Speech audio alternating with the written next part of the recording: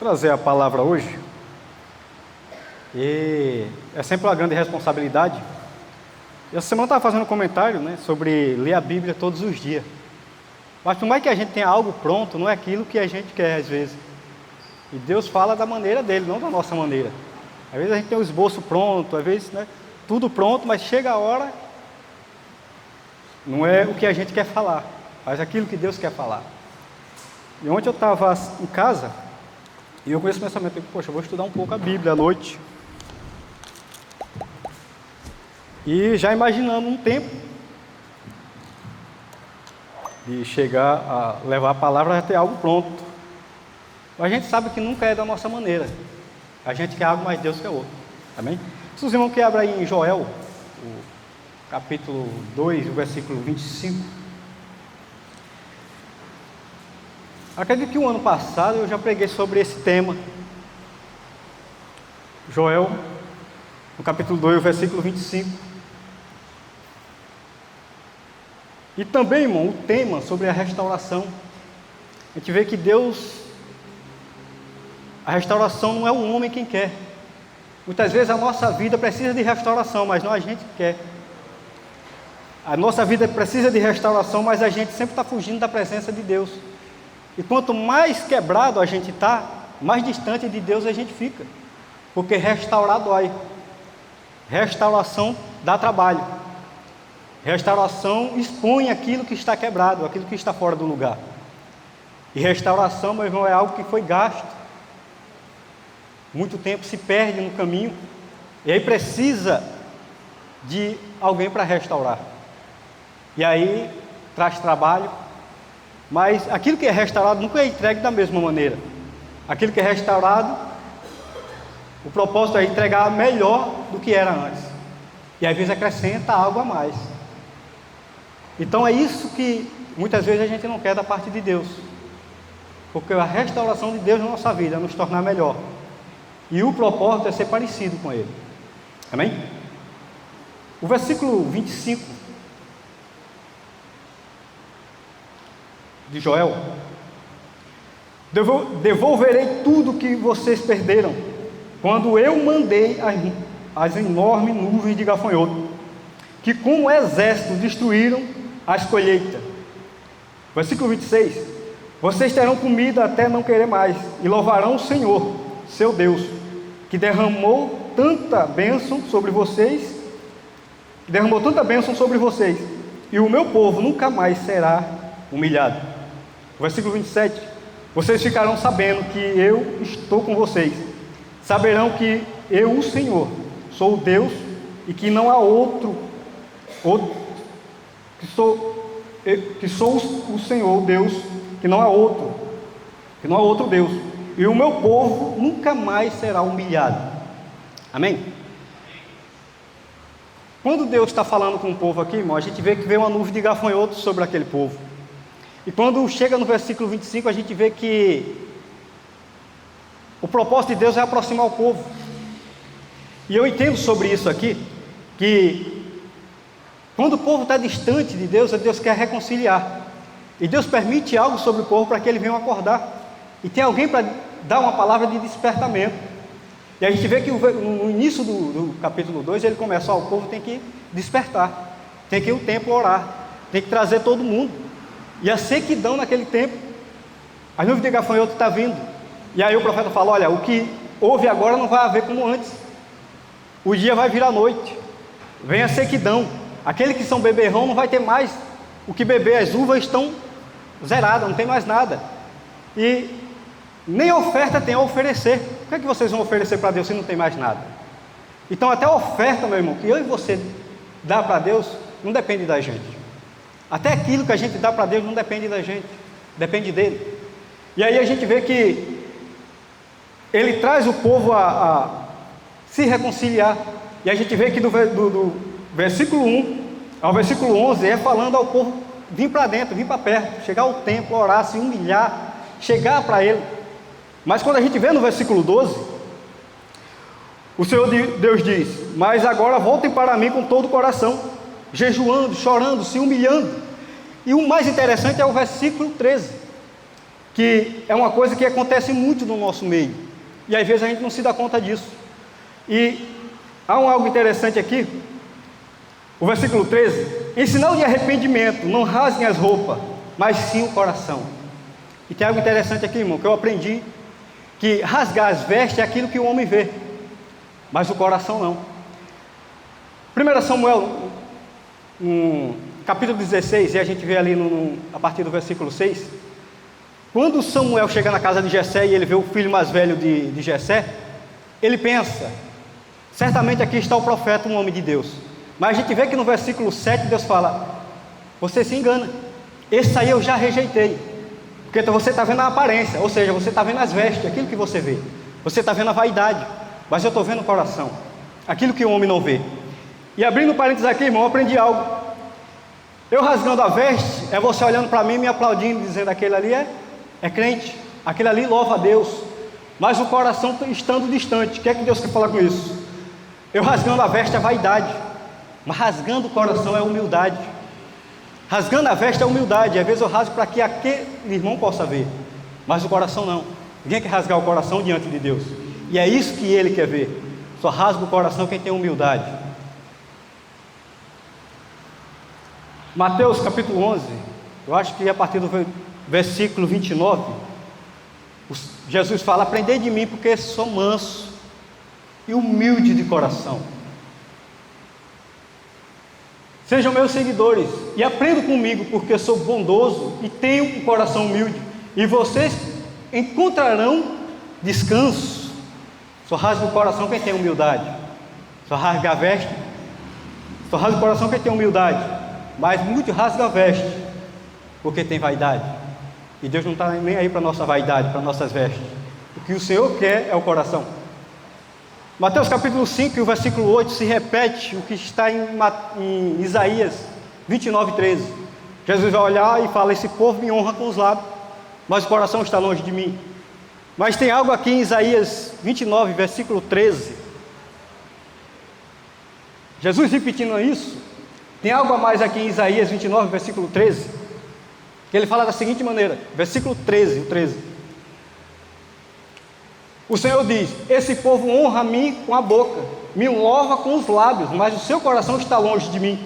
A religião que eles praticam não passa de doutrinas e ensinamentos humanos, que eles só sabem repetir de cor. Ou seja, o coração está longe. Quando aquele jovem rico tem um encontro com Jesus, ele fala: bom mestre, o que eu faço para ser salvo? Quando Jesus fala, que ele fala que faz todos os mandamentos, te falta uma coisa. Mas quando ele sai entristecido dali, o Senhor começa a falar e falar: onde está o teu coração? Ali está o teu tesouro. Aonde está o teu coração? Ali está a tua humildade. Então a vaidade não agrada a Deus. O que agrada a Deus é a nossa humildade. E Cristo é um exemplo disso, porque abriu mão de toda a sua glória. Alguém que tem vaidade não abre mão da glória. Aquele que era santo, aquele que era Deus, se fez humano. E aí, meu irmão, eu quero abrir um parênteses aqui para a gente começar a entrar. Que capítulo 1 Coríntios, capítulo 1, versículo 25, tem algo interessante sobre isso. Que para falar sobre restauração, irmão, 1 Coríntios, capítulo 1, versículo 25.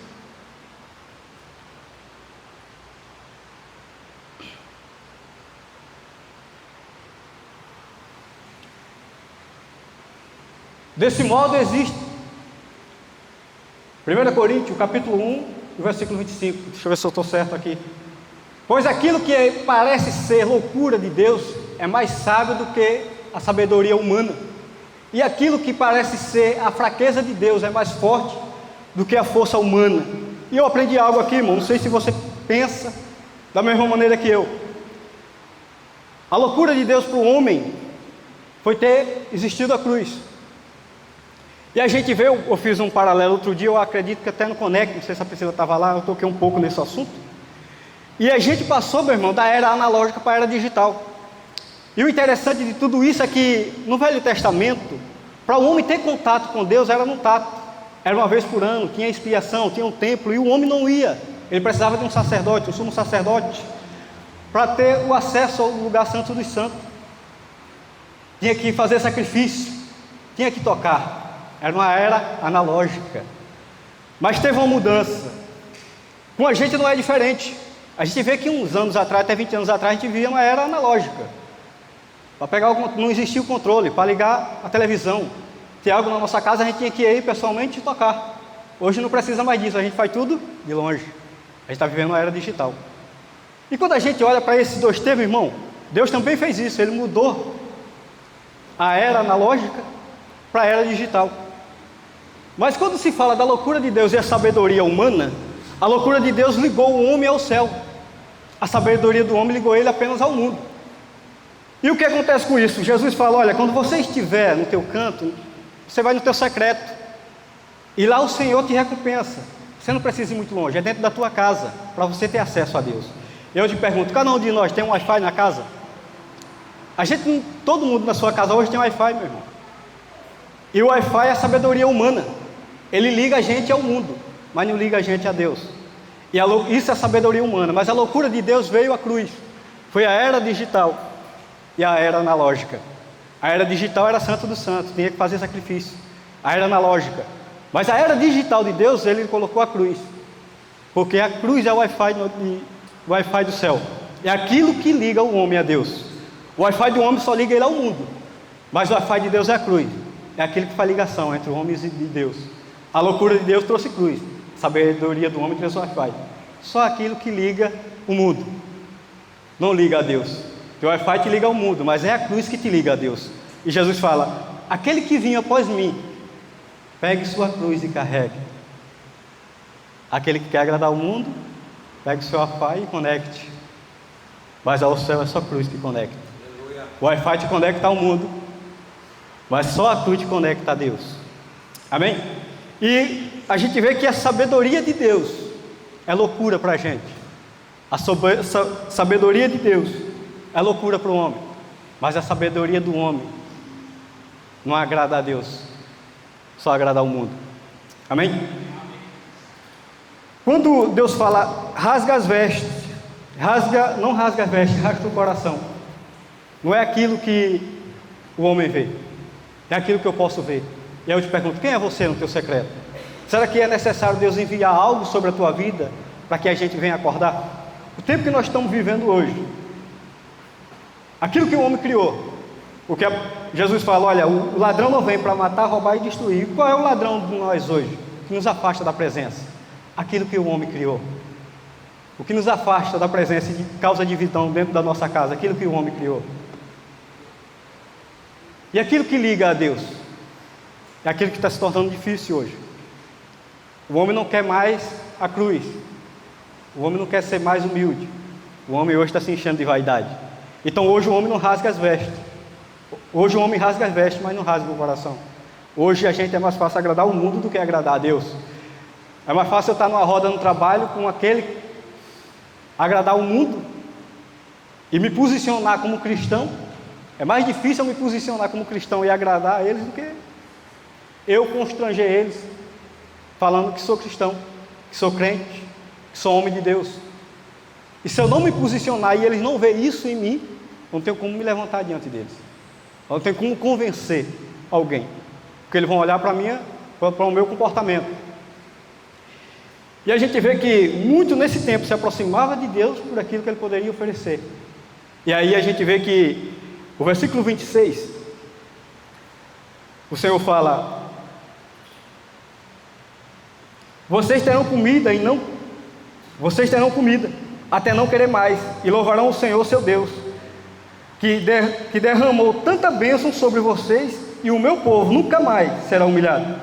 Mas vocês ficarão sabendo que estou com vocês, e saberão que eu, o Senhor, sou o Deus, que não há nenhum outro Deus, e o meu povo nunca mais será humilhado. O 25 aqui, devolverei tudo que vocês perderam, quando eu mandei. Não foi outra pessoa, foi Deus. Ele deixa claro, quando eu mandei a nuvem de gafanhoto, para que viesse escassez sobre tudo. E aí a gente vê o profeta falando, olha, vocês estão escarnecendo. Se vocês não virem um templo, adorar e buscar o Senhor, se rasgar, Vocês que são beberrão, não vai ter mais uva para fazer vinho, não. Não vai ter mais uva para fazer vinho para vocês que são beberrão.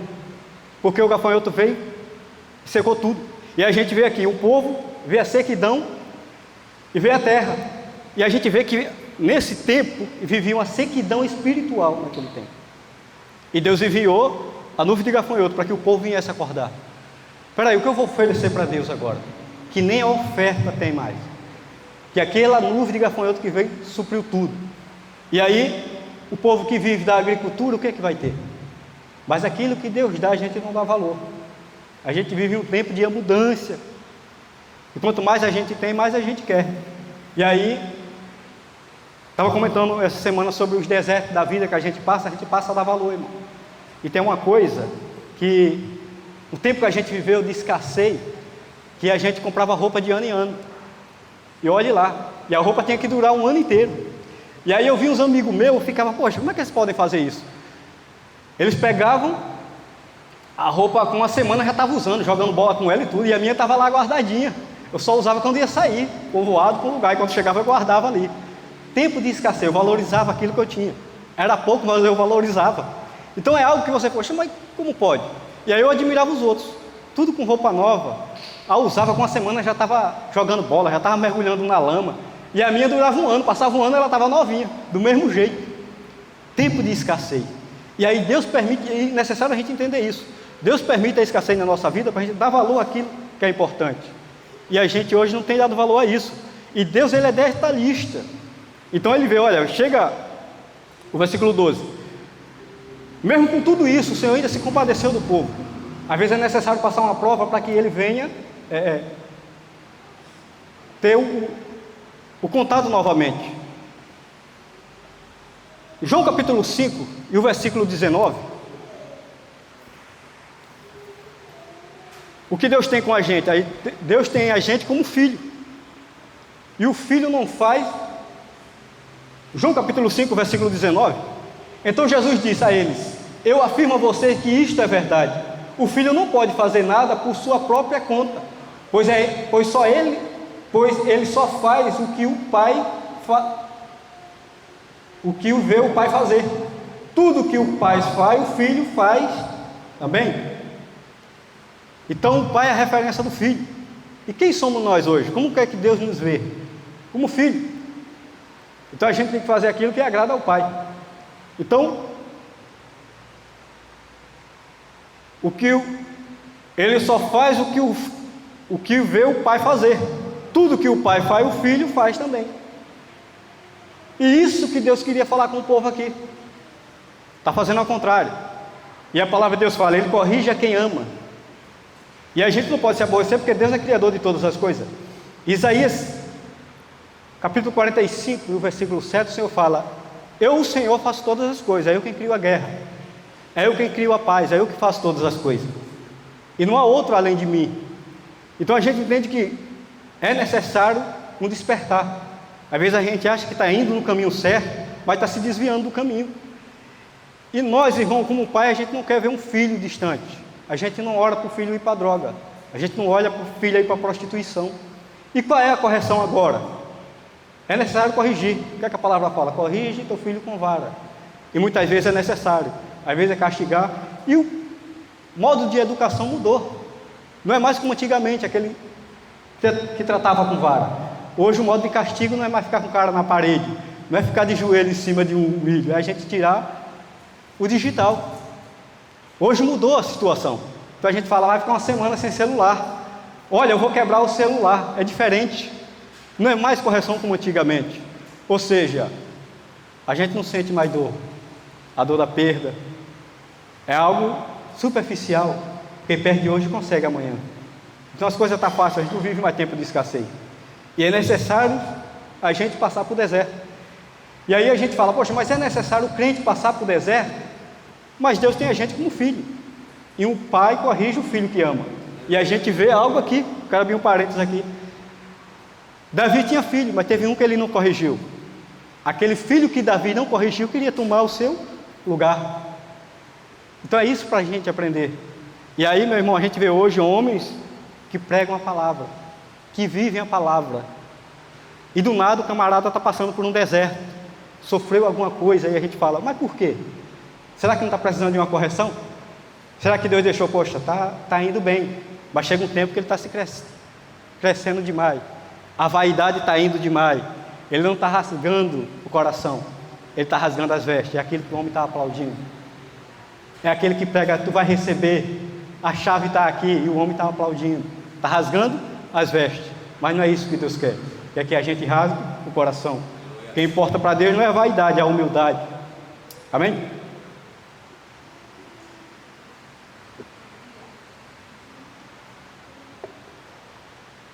O versículo 15 de Joel: toquem trombetas no Monte Sião, anunciem um dia santo de jejum e convoque o povo para se reunir no templo. Reúnam todo o povo e mande que ele se purifique e que venham todos, velhos, crianças e até criancinha de peito, que os recém-casados saiam de casa e venham ao templo também.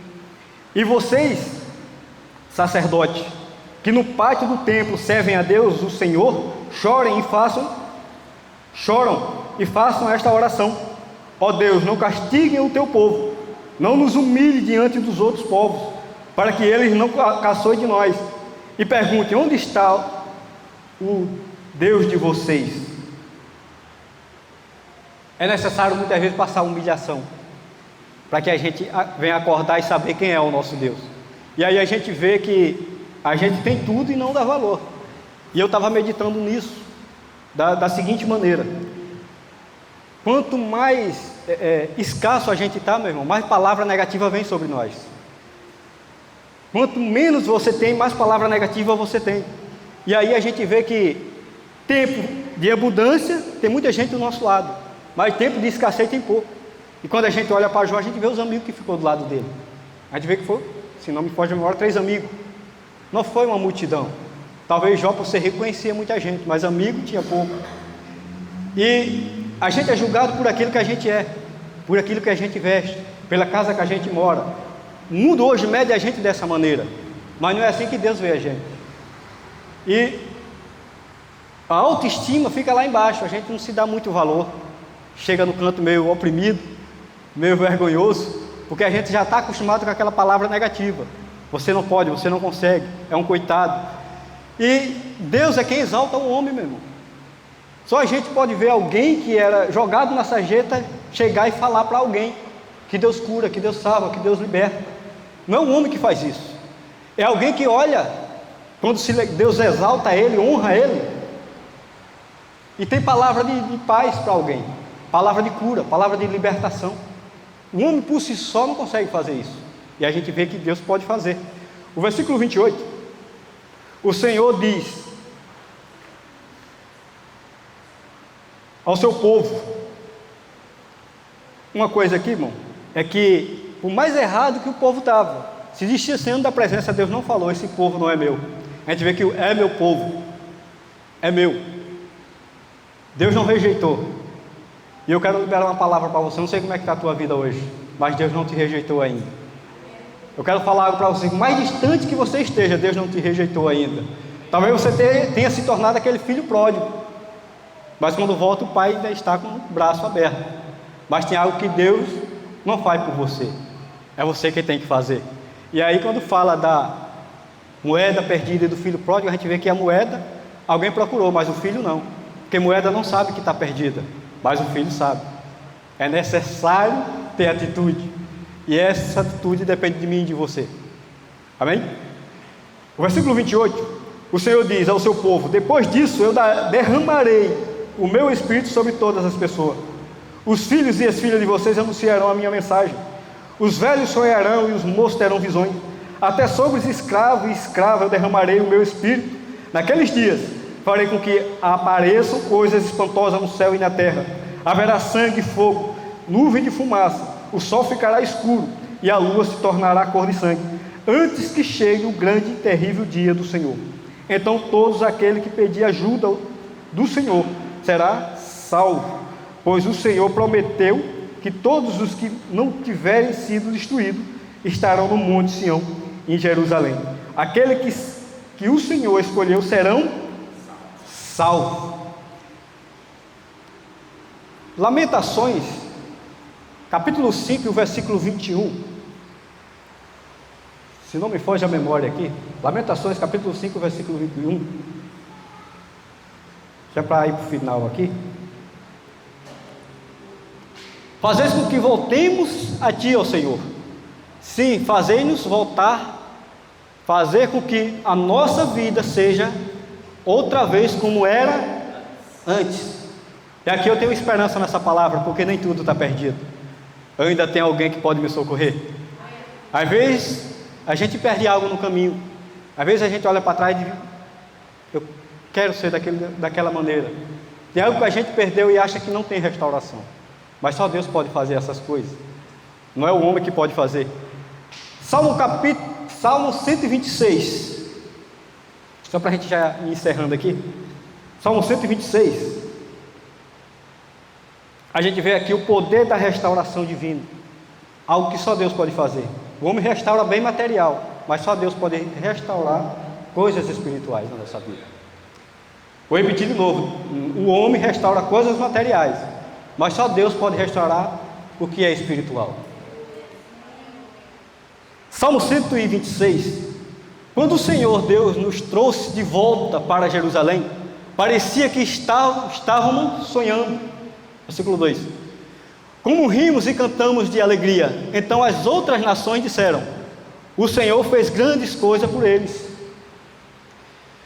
De fato, o Senhor fez grandes coisas por nós, e por isso estamos alegres. O Senhor faz com que prosperemos de novo, assim como a chuva enche de novo os leitos secos dos rios. Que aqueles que semeiam chorando façam a colheita com alegria. Aqueles que saíram chorando, levando a semente para semear, voltarão cantando, cheios de alegria, trazendo nos braços feixe da colheita. Eu não sei, irmão, se você sabe o que é feixe, mas é coisa grande. A gente que anda no mato. E feixe é uma coisa que você pega o tanto que você pode carregar. Entende isso aqui? Aí fala, os feixes não é algo pequeno, é aquilo que você pode carregar. Então a bênção do tamanho da sua força, aquilo que você pode carregar. Então a gente, feixe tem vários nomes. Aquele que mora no interior, que trabalha com fogão a lenha, corta a madeira e faz o feixe. Às vezes a gente não quer dar duas viagens, a gente quer dar uma. Então feixe para carregar na cabeça, feixe de trigo. Então é aquilo que você pode carregar. Então eu abro um parênteses aqui, irmão. A tua bênção é conforme aquilo que você pode carregar. A bênção também é conforme aquilo que você pode suportar. Mas a bênção tem um período de onde você pega ela e aonde você vai entregar. A bênção a gente recebe, mas tem um percurso para percorrer com ela. A bênção a gente pega ela no canto, mas é a gente que decide até onde vai levar. Então é responsabilidade nossa. Os feixes nos braços, a colheita. Mas é a nossa responsabilidade até onde nós vamos carregar ela. Amém?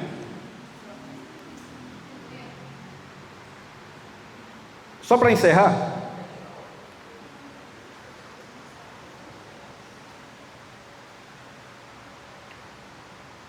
só uma palavra que só Deus nos traz de volta à forma original. Não é o homem. Só Deus nos traz de volta à forma original. Deixa eu te falar uma coisa, eu não sei, a gente tem muitos testemunhos. E a gente vê que a igreja é toda cheia de ex. Então, o que estão aqui dentro hoje é aquele que Deus trouxe à forma original. Era aquele que alguém olhava e dizia é um drogado. É aquele que alguém olhava e dizia vive na prostituição. É aquele que alguém olhava e dizia é um viciado no crack. É aquele que vive na porta do bar. É aquele que vive dormindo na calçada. E aí Deus pega e traz a forma original. Isso não é isso. O mundo ainda pode até te ver como aquele, mas Deus te vê como filho. O mundo vê a gente como ninguém, mas Deus ainda nos vê como filho. E só Ele pode nos trazer a forma original. Amém? Então todos nós que estamos aqui hoje, irmão, retornamos à nossa forma original. O filho pródigo saiu. Lá fora, passou fome. Se tornou escravo. Cuidador de porco. Mas quando voltou para casa, o pai não falou no que ele como empregado. Trouxe ele a forma original, aceitou como filho. É isso que Deus quer para você essa noite. Amém? Deus não te quer como escravo, que quer como um filho. E aqui eu aprendi uma coisa, irmão. O filho pródigo, ele falou algo interessante na fala dele. Ele falou: quem sabe Deus não me aceita como empregado. E o empregado recebe salário, mas só o filho recebe herança. E Deus fala: eu não vou pagar um salário, eu vou dar herança. Amém? Glória a Deus. Fique de pé. Aleluia.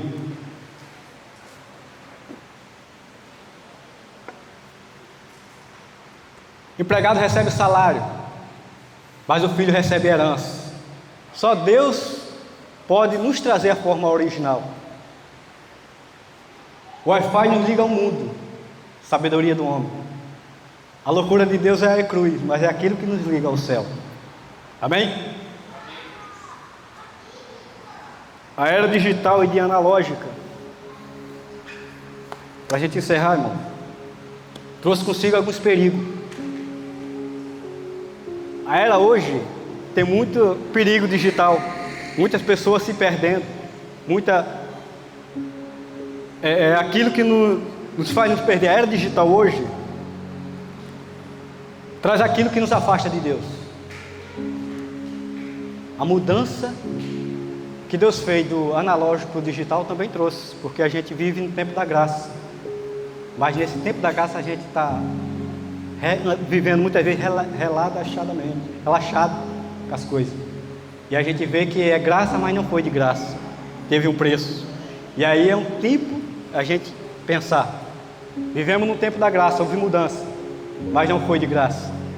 E consigo a graça traz alguns perigos, porque não é como a lei que cobra imediatamente, não é apedrejado na hora do ato.